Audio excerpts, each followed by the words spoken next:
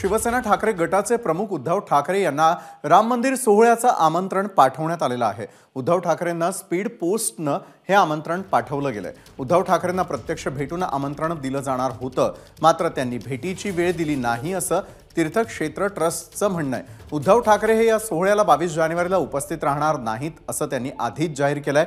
ठाकरे 22 जानेवारीला नाशिकमध्ये शिवसेना राज्यस्तरीय अधिवेशनात असणार आहेत। नाशिकमध्ये काळाराम मंदिरामध्ये ते पूजन करणार आहेत।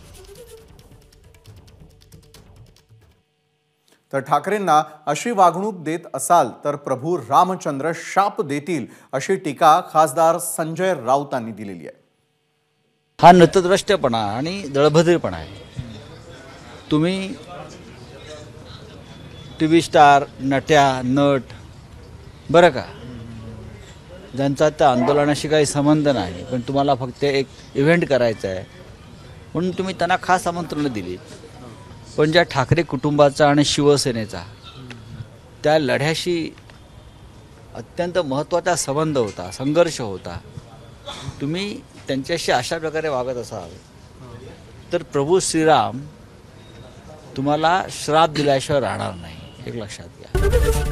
एबीपी माझा, उघडा डोळे बघा नीट।